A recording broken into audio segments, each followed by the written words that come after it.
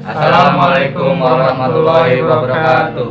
Kami dari STKIP Arahmania, jurusan PGSD semester 3 Sian.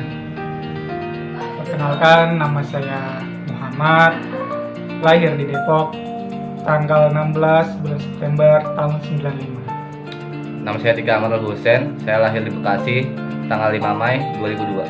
Saya Valdo Piantra, saya lahir di Depok, tanggal 19 Juli tahun 2002.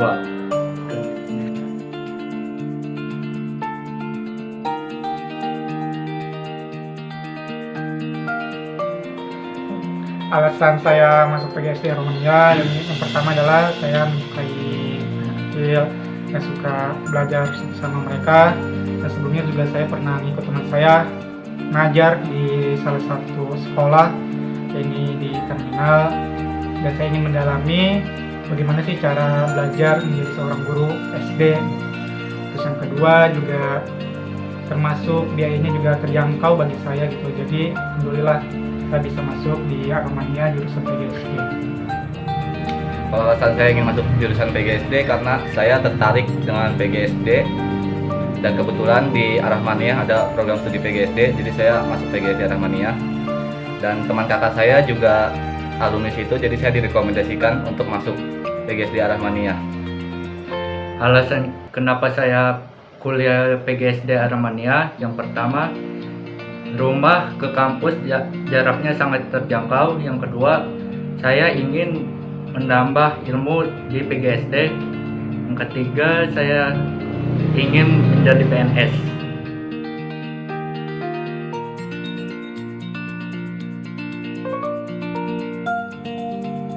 Menurut saya tentang pendidikan di Indonesia itu masih kurang baik, karena tidak semua sekolah memenuhi standar pendidikan dan masih banyak anak-anak di sekolah yang belum merasakan pendidikan yang layak dan bahkan putus sekolah. Dan di Indonesia pun ada istilah suap menyuap, misalnya membeli nilai, dan bahkan ijazah pun bisa mereka beli.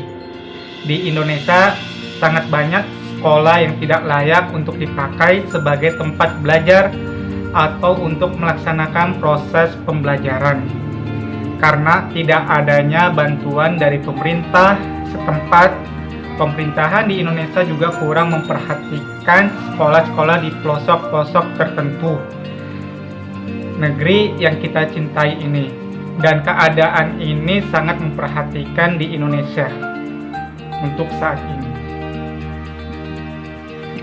Menurut saya tentang pendidikan Indonesia untuk kurikulum 2013 sudah cukup bagus, karena siswa dituntun untuk belajar aktif, kreatif, dan inovatif dalam setiap pemecahan masalah yang mereka hadapi di sekolah. Untuk kekurangannya menurut saya ada dalam faktor internal seperti kesenjangan sosial.